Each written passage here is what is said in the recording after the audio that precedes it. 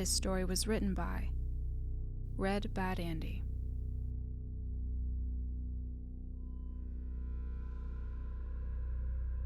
There it is again. I hear the sound of another train.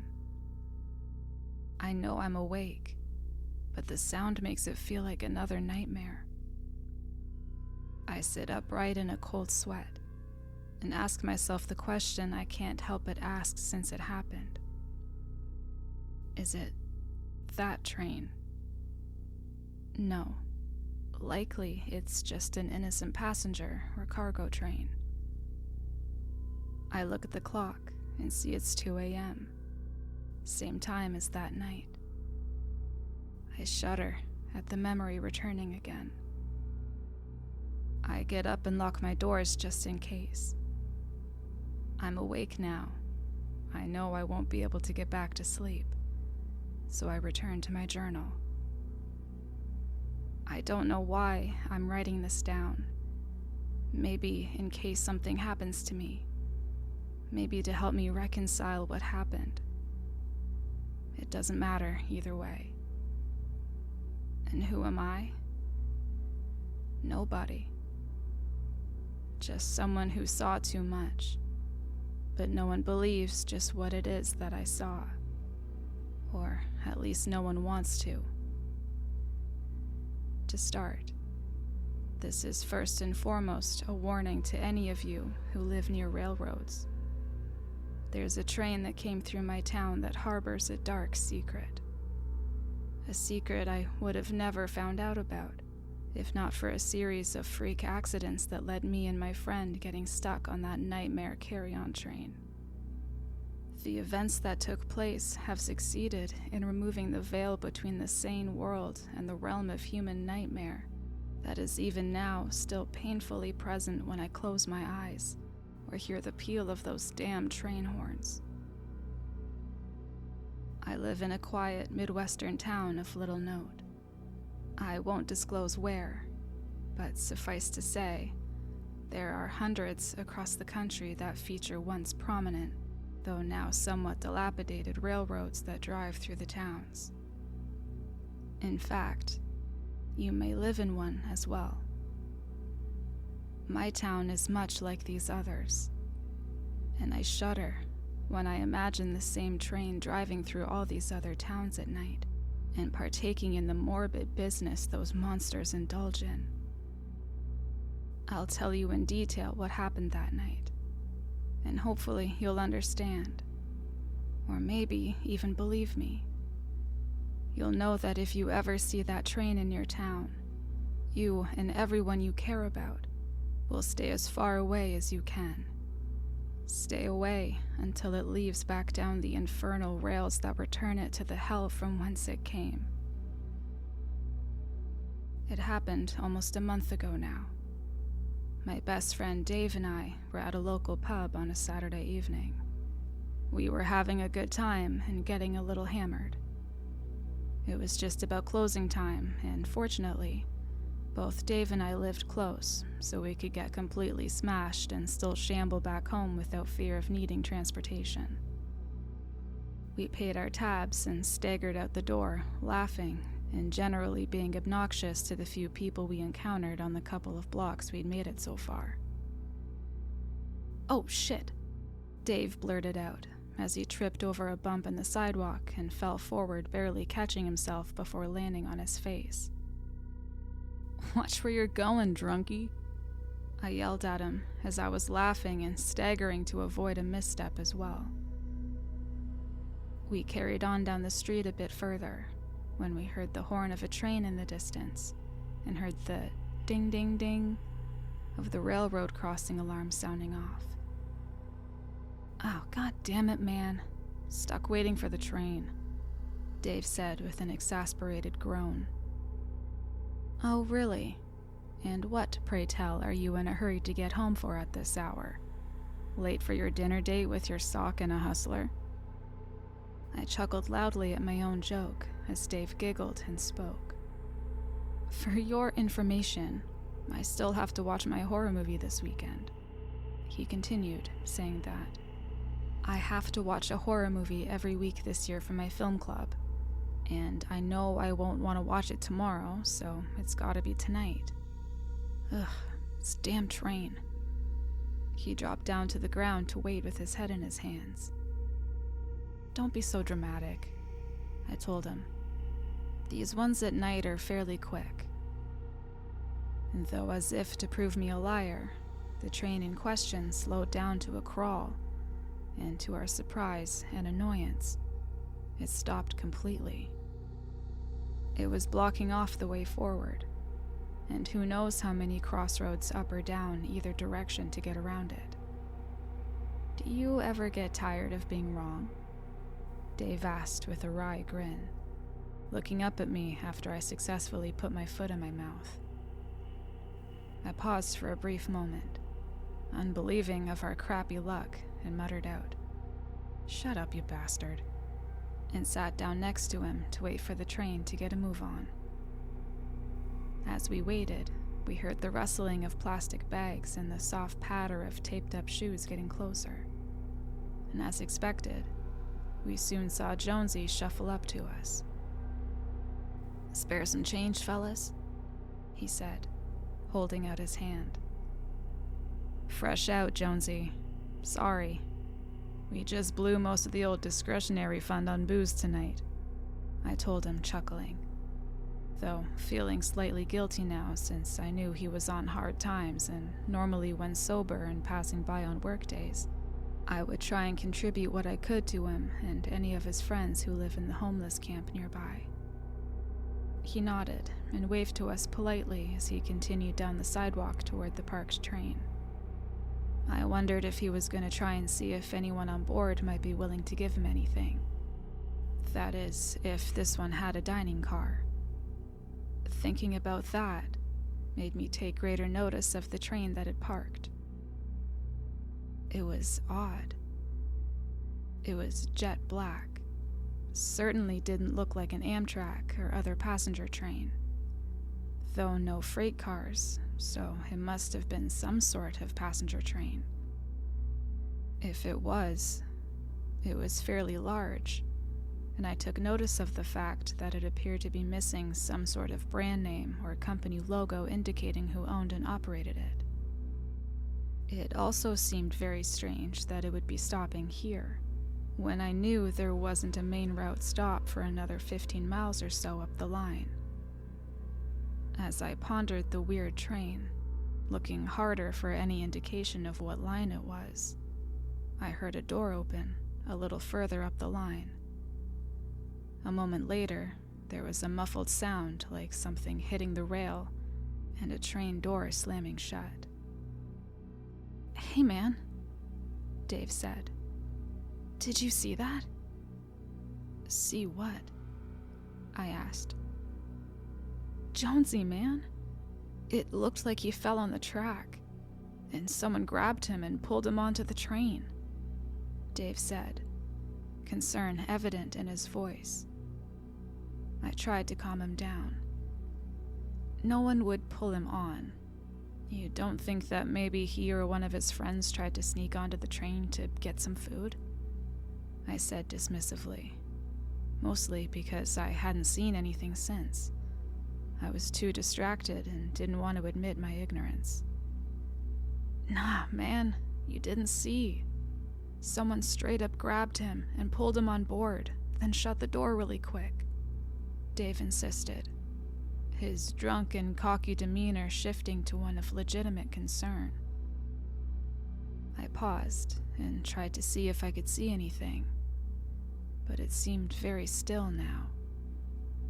Movement could still be heard in the train cars, but no one seemed to be out at this junction, and as we looked around, we noticed that Jonesy's friends, who normally followed him, were also absent now as well. We each moved cautiously closer to the train, and I tried to strain my ears to hear anything inside over the hum of the still-running engine. Dave moved closer to where he'd seen Jonesy, and we both listened. It felt like ages in the odd stillness of the night. but it was broken by what sounded like a muffled scream that was cut off by a disturbing thump, and then a large-sounding object hitting a padded floor. I held my breath and looked over at Dave, and I knew he had heard it too. "What the hell, man?" He tried to whisper, but a frenzied panic was creeping into his voice, causing it to rise. "I heard it too," I said, struggling to figure out what to do next. Before I could decide on what I was going to do, Dave had moved all the way to where the train door was that he had seen Jonesy get pulled up into, and was pulling on it. I gasped and ran up to him as quickly and quietly as I could. "What are you doing, Dave?" I hissed out at him. "You don't know who the hell these people are, or what they're capable of." He looked back at me and was about to say something when the door swung open, and an arm reached down toward him with what appeared to be a close-range taser in it. Before Dave could utter a word, he was convulsing in shock and slumped down to the ground. I held my breath to stifle a scream, and instead dropped down low to the ground as I saw a huge man in a black overcoat drop down on the ground next to him and produce something from his coat. As Dave tried to push himself up from the ground, the figure bent down and looked to have stabbed something in his neck, and Dave appeared to go limp. He grabbed Dave and threw him over his shoulder and jumped back onto the train and slammed the door shut again.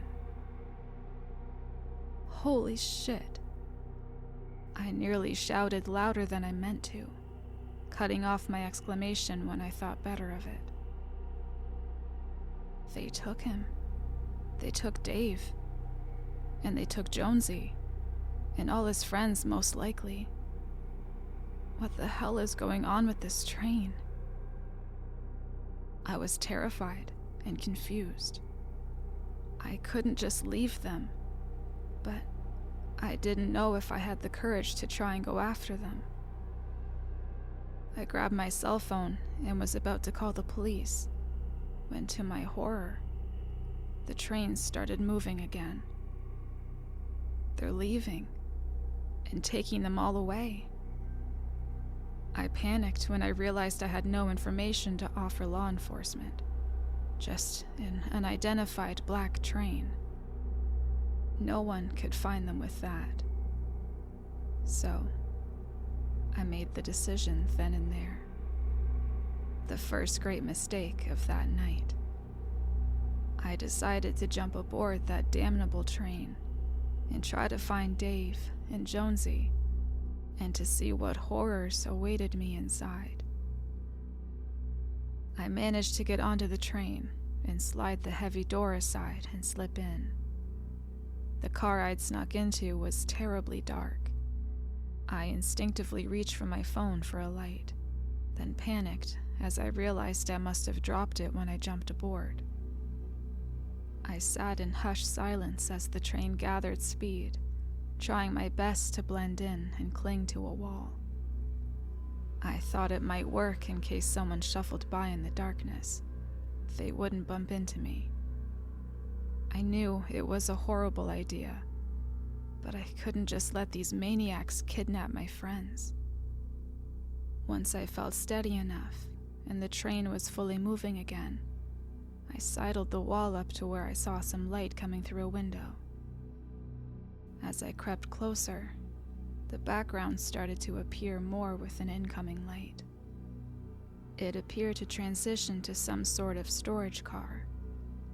I saw some people organizing various objects that looked like clothes and other items at 2 tables on each wall of the train car. I leaned forward and caught a look over the shoulder of the man on the left table, and thought I saw a crudely patched up jacket that looked remarkably like Jonesy's. I heard some mumbling about dinner time and posh goons by the man at the table. I almost fell backwards when a bell rang and a voice spoke into the cargo car. The 2 men organizing the items promptly left through the opposite door. I waited a moment to make sure no one else was going to enter. Then I cautiously slid the door open and crept inside. In the cargo car, there were heaps of disorganized items. Clothes, wallets, cell phones. But weirdly, very few actual suitcases. I wondered if maybe those guys were going through the passengers' luggage and stealing things. That would be pretty weird considering they could have just taken the bags and run. Why organize all the stuff here? I continued poking around and saw that one pile contained a large amount of people's IDs, and I stifled a gasp when I saw near the top was Dave's, sitting there along with what looked like dozens, if not hundreds, of others. What the hell is going on here? I mumbled aloud, wondering what had happened with my friend and indeed all these other people. I grabbed his ID and cautiously walked up to the next door that the two men had gone through and tried to look through the glass to see anything.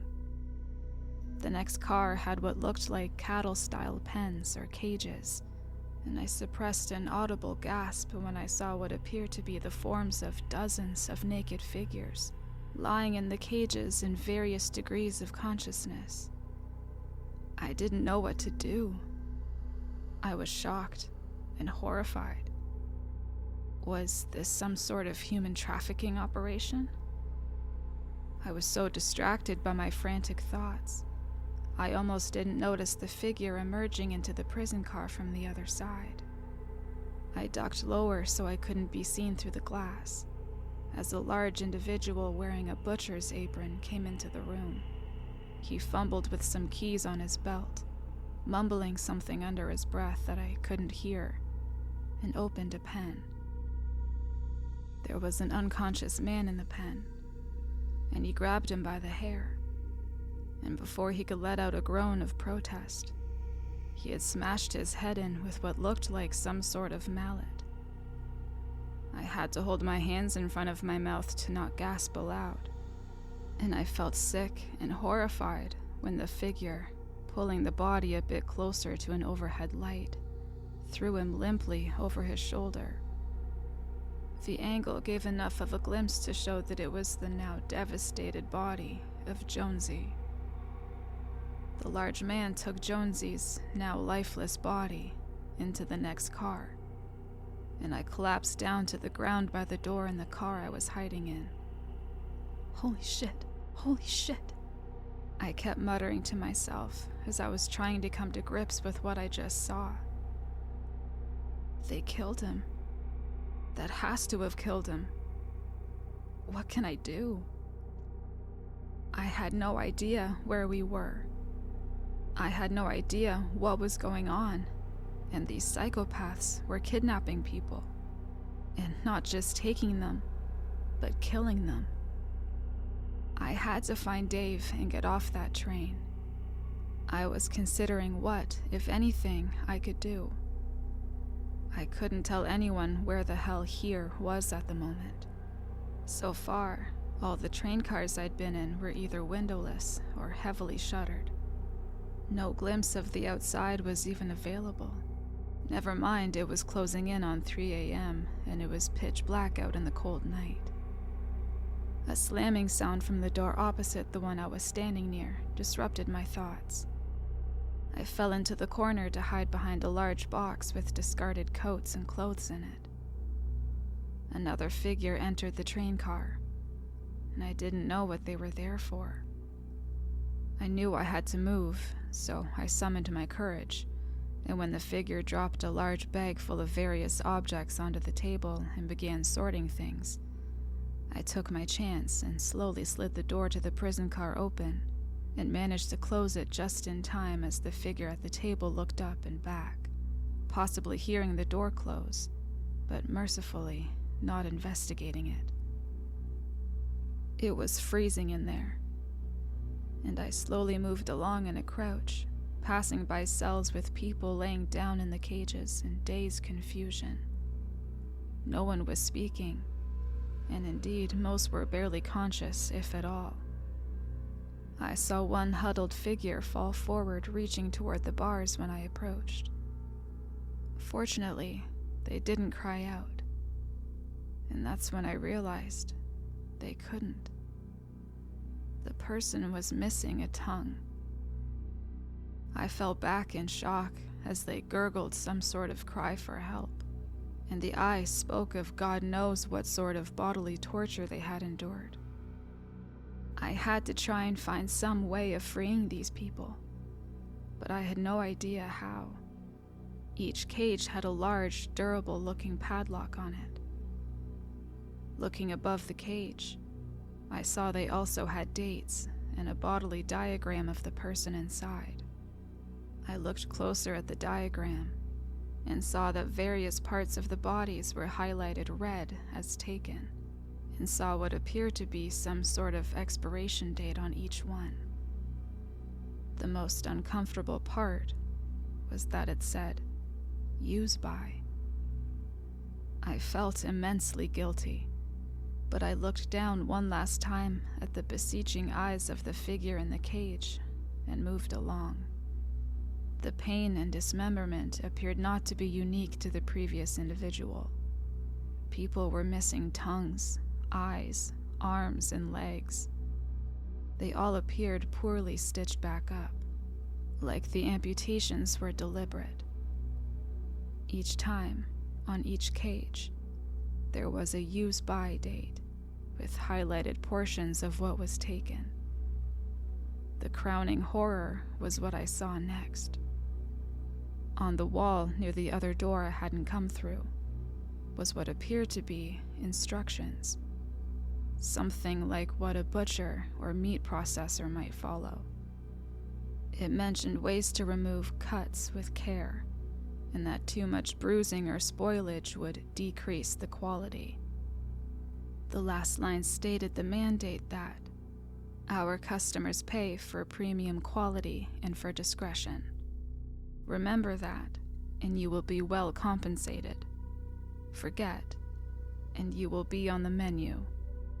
We don't tolerate failures, but we can still serve them. What in the hell are these people doing? Some sort of black market organ or body harvesting operation?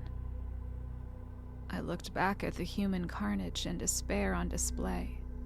My mind was reeling, and I couldn't figure out what to do next. The decision was made for me when I once again had to duck into the shadows, this time hiding near a pile of discarded, bloody aprons as the door slid open. I heard the bell ring, and a PA system announced that dinner would be soon, and that all selections must be made in the next 10 minutes, so that the culinary staff has time to prepare the specific selections. Then, a much less friendly local chime, that might just be in this car or the adjacent cars, loudly warned the staff to hurry up with the processing, so that the cooks could get to work. Cooks? I paused and reeled at the implication. Oh my God. No. There's no way.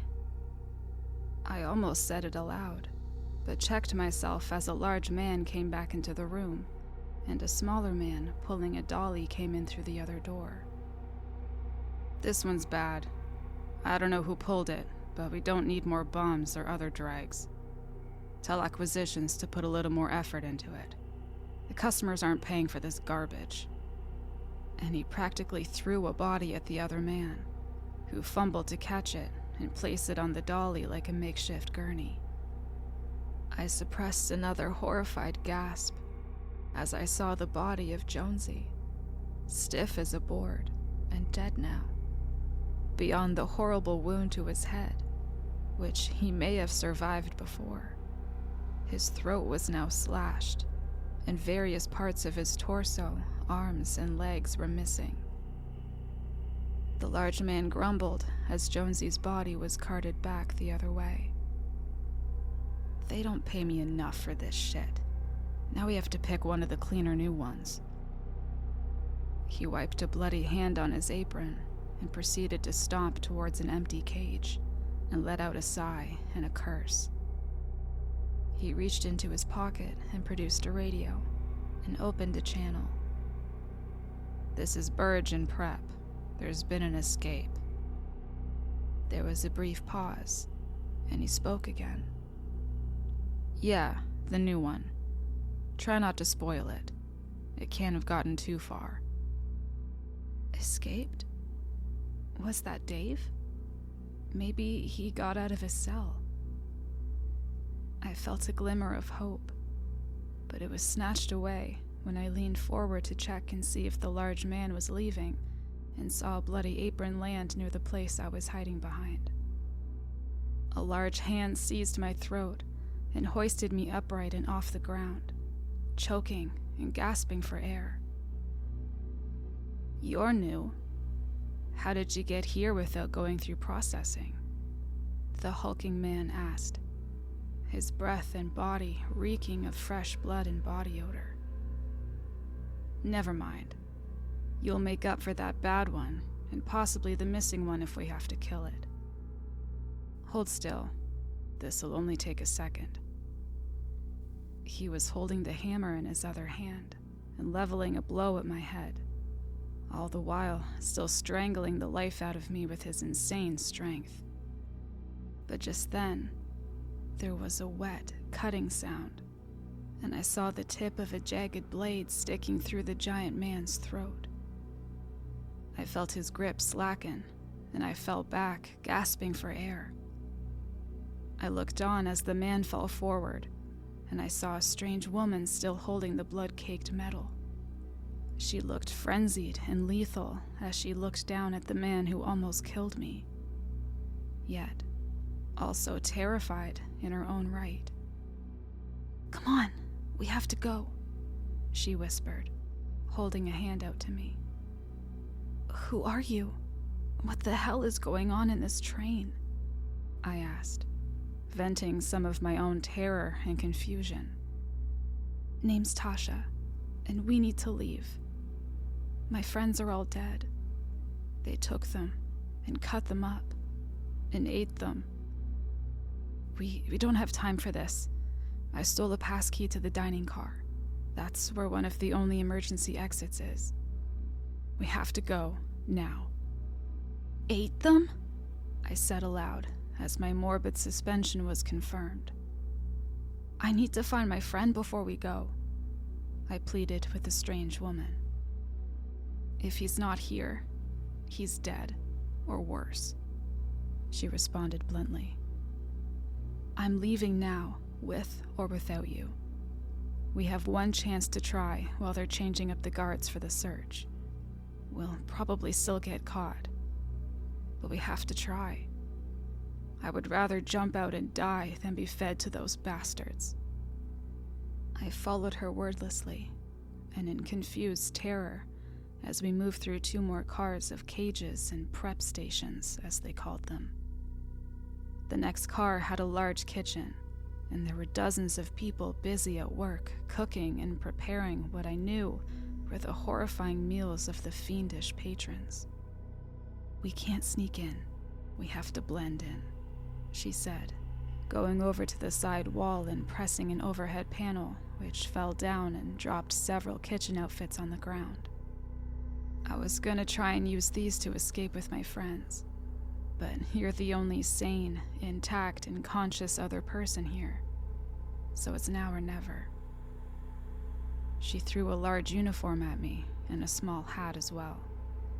I didn't know if this crazy plan would work, but we had no other choice. We quickly and quietly changed, just in time to have another kitchen attendant walk in and demand to know where the scallops were. I looked on, fumbling for words, when Tasha quickly said, "We're getting them now as fast as we can.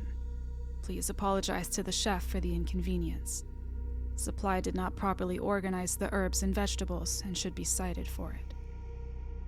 "Very good. Please hurry, though. Monsieur Clayton does not like to be kept waiting."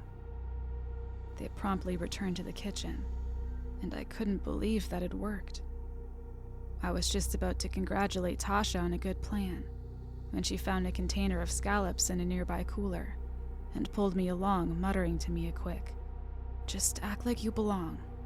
Pretend to follow instructions, but don't stop moving with me through the next car. Keep moving and try not to react, no matter what you see." I wondered what she meant by "no matter what you see." Then, as she pulled me through the door, I saw. The whole kitchen was a nightmare of human body parts, mixed with the mundane ingredients common to cooking. The contrast between the generic prep work of broths, sauces, and vegetables was horrifying when seeing entire body parts of humans processed and integrated as the protein in every dish. I felt like I was gonna be sick. I covered my mouth, but tried not to react too much in order to maintain appearances. We made it halfway through when I was forced to pause for a moment, since other people were in our way, and I was given a dish. I looked to Tasha for unspoken instructions, and she glanced at me out of the corner of her eye and did a quick nod, and I noticed she was holding a tray as well. The throng of chefs and kitchen staff slowly pushed us out, as table numbers were yelled at us after handing us the dishes, and we stumbled out into an opulent dining car. My eyes strained at the sudden burst of light, and the gleam of gilded frescoes, bright mirrors and artwork on the walls and brilliant polished silverware, and the low murmur of dining conversations ongoing. No one seemed to notice or care as we shuffled out into the walkway. All the diners were dressed in fine clothes and appeared to be wearing masquerade-style domino masks, and it made sense why, as any patrons would want some anonymity when partaking in such a perverse activity as this. We walked slowly and carefully down the aisle, holding our trays upright. I did my best not to look at the meals the people were happily consuming. I shuddered at the clatter of forks and knives and the scraping, biting, and chewing of the morbid feast these sick ghouls were partaking in. I paused momentarily and considered the tray I was carrying.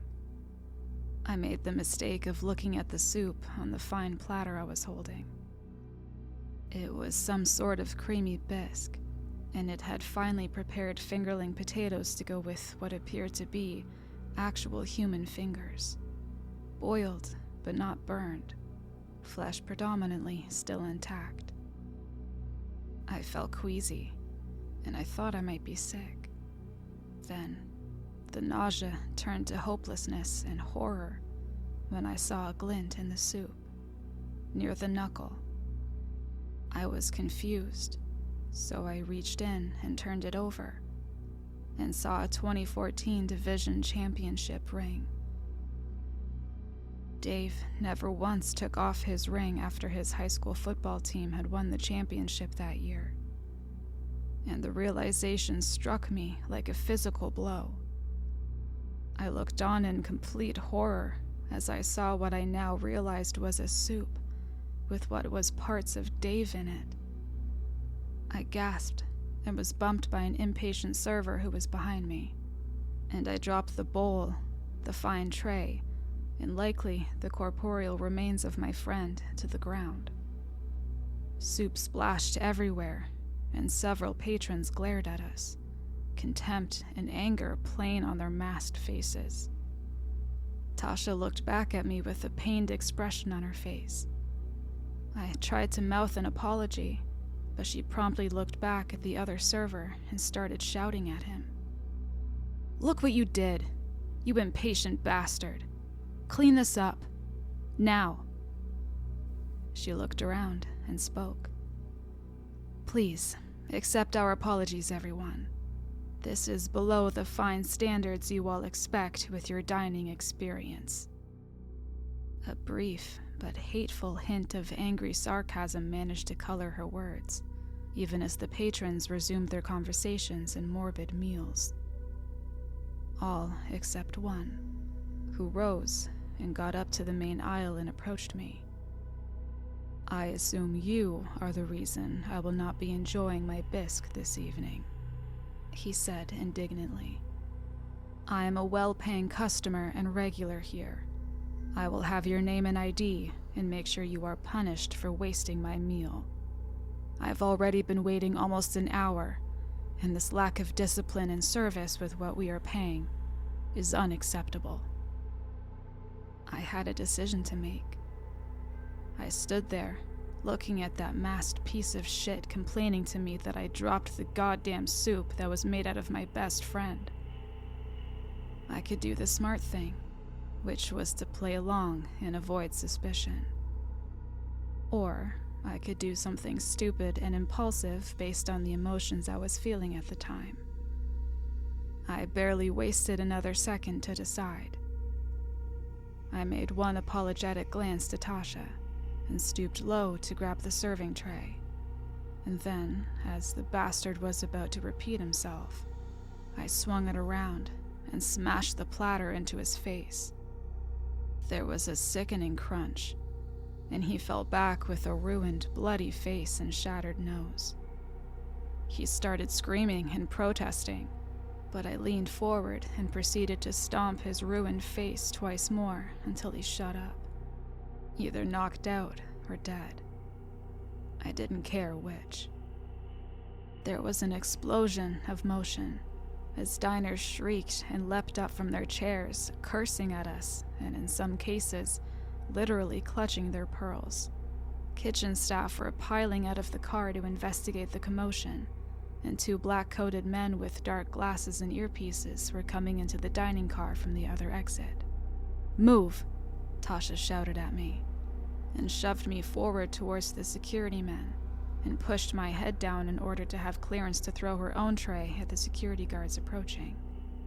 It hit them head on and caught them off guard, and she rammed forward and managed to stab one of them in the gut with her improvised blade that she still had on her. The other recovered and caught her and knocked her off her feet with a side elbow, and her head rebounded off the wall of the train car. There was pandemonium for a moment that felt like ages, as I had to act to do something and help. I bent down and hurled the silver bowl that had dropped to the ground, and it struck the other guard in the head, right as he was bending down to electrocute Tasha with a hand taser. I scrambled forward and managed to create enough momentum to lead forward with a powerful front kick that drove the guard into the wall with a satisfying smash. I helped Tasha to her feet as I dodged a clumsy strike by the man who had been stabbed. I grabbed her and rolled out of the room by the still open door as a knife hurled by one of the chefs missed us by a hair, and the guards fumbled in their coats for what looked like firearms. I turned back and slammed the door closed, sealing off the chaos and commotion of the dining car, and was relieved to see a large bolt on the door. I quickly fastened the lock to grant us a moment of security. But that security was soon threatened when I heard a large crash and ramming sound, and knew they were trying to break the door down to get at us. "We have to go. Now," Tasha wheezed, still out of wind from the vicious blow she suffered. "We can't. We're still moving. We need to stop the train," I cried out in protest. She winced and continued. "Too late. We have to go now." She got up slowly to her feet and took the key and moved up a large sliding panel on the wall. Upon inserting the key, it slid back, and there was a train car door which swung to the side and revealed the dark night flying past us at frightening speed. The train was driving over an elevated area of forest, and below us, trees and cliffsides shined jagged and brilliant under the light of the moon. The drop looked lethal, and I swallowed hard, knowing what the likely chance of survival would be from this height. But we didn't have to discuss it, or consider alternatives. The door behind us started to break apart, and we knew they would be on us soon. There's worse things than a quick death, Tasha said as she smiled at me and hurled herself out of the speeding train. "No, wait!" was all I could shout back when I saw her fly out the door and eventually hit the ground hard. The landing looked bad, but how could it not be with how fast the train was going? I was terrified, but finally spurred into action by the sounds of gunfire, and I heard a bullet smash into the door panel right by where I was standing. I didn't pause again. I jumped. My eyes opened again as I gasped for air. There was a terrible pain in my head, and my arm and my back were on fire, but somehow I survived the fall. I felt my right arm and knew it was broken.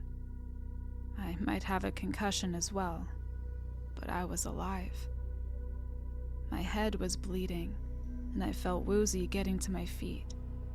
My left knee was cut up and bruised badly, but I was able to walk somehow. I didn't know where to go, but I thought of the possible danger still present if the train had stopped. Fortunately, I didn't see it on the tracks. I didn't know if they would try to catch us, but maybe they couldn't stop in time to try and follow. Or maybe they didn't care about some escaped meat. Perhaps they knew no one would believe a story like this, and they didn't care to even try and recapture us. Whatever the case was, I didn't know for sure. Neither did I know how long I was out for. But it didn't matter. They weren't there at that moment, and that's what mattered. I staggered to my feet and walked in the direction I thought was back along the tracks near where Tasha had fallen. I stumbled around for a long time, but finally found something in the dark near the edge of a steep slope leading down from the tracks, and my heart sank. It was Tasha. She was there laying splayed out on the ground, a large puddle of blood near her head from where she had smashed into some nearby stones. I bent down to check on her, but there was no heartbeat, no pulse. She was dead. I leaned forward and cradled her head. I didn't even really know her, but she had helped me escape that horrific train, and she had been killed on the precipice of freedom. I sat there with her, crying to her and to myself about the horrors of our experience for a while. After some time, I stood up, and despite my ravaged body and ruined arm, I began stacking rocks and doing my best to bury what remained of her, rock by rock. I don't know how long it took, but the sun was peeking through the clouds at this point, so it must have been early morning. I tried to leave a path as I walked away from her and onto whatever was in this direction, but her remains were never discovered again. I walked for what felt like another entire day, almost collapsing from exhaustion before I finally reached the outskirts of some little town. I staggered onto a street and collapsed near a rural bus stop, and someone driving by stopped their car to check on me. I was so dehydrated I could barely speak, but they took me to a hospital, and from there I had a chance to recover a bit. The police were brought in to see what had happened, and I told them the truth that I had fallen off a train. They were suspicious since they may have thought I was a vagrant and had been riding on a train illegally. I told them I was taken on the train against my will, and that others were also. But they just rolled their eyes. And I knew they thought I was some sort of crazy train hobo, making up stories to avoid getting locked up. Fortunately, they didn't press the subject, and I was able to leave the hospital without criminal charges. Unfortunately, it had also begun a pattern with my attempts at trying to get law enforcement involved in this, and they left without any indication that an investigation would take place to try and see what happened, or to try and catch the psychopaths operating that horrible train. I was still in bad shape once I left. I did manage to figure out where I was, and eventually got a ride back to my hometown. I got home uneventfully, and since then, I've tried to look up other accounts of the train and people going missing, but nothing concrete has ever been established. All I could find is rumors and secondhand accounts. Dave was declared missing when he dropped out of contact with his family. I felt horrible, because I knew what they didn't. He was never coming back. I don't know who these people were, and how far their influence spreads, but please be careful around any suspicious trains at night. I'm sure they're still out there kidnapping people and serving them to their horrific patrons. I can't prove it, but I know. I lived it. And I hope to God none of you have to live through it too. Or you may wish that you hadn't. I need to double check the locks again. It's gonna be a long night. There seems to be a lot of trains coming and going tonight in particular, and I fear that one of them may be that train.